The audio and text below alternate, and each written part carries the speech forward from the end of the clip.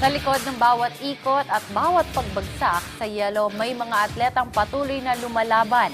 At isa sa mga patunay na hindi hadlang ang oras at commitment sa pangarap ay ang kwento ng isang figure skater na hindi bumitaw sa larangan.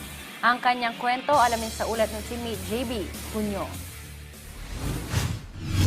Mula sa pagiging student athlete hanggang sa ngayon isa ng working athlete, si Francesca San Agustin ay isang figure skater na binabalik-balikan ng kanya pagmamahal sa larangan ng figure skating.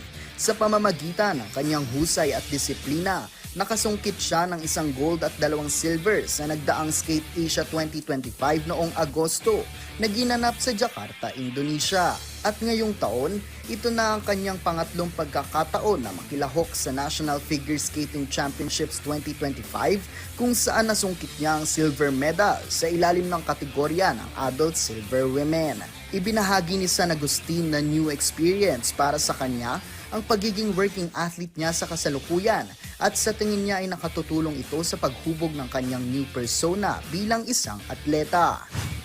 I think it was a very different experience this year because the last 2 years that I joined Nationals, I was a student. So I was a student athlete. So now I'm working. So it's very hard to balance work and being an athlete at the same time. But I truly believe it molded me to a different person and really created an experience that I really do appreciate. I really grew as a person being able to do both at the same time.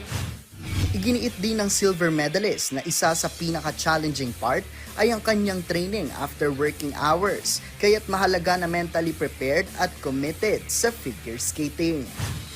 Training, I would train like after working hours. So I would train from like 6:30 to closing time of the mall. So it's really tiring at the same time. You know, it's mental pagod from work and also going to the rink, trying to hype yourself up. So it was one of the most challenging experience I've ever faced recently. Sabi nila, natatapos ang pagiging atleta kapag ikay nagkaroon na ng sariling karera. Ngunit para kay Francesca, hindi hadlang ang pagkakaroon ng karera kung mayroon kang pusong atleta. JB Junio para sa Atletang Pilipino, para sa Bagong Pilipinas.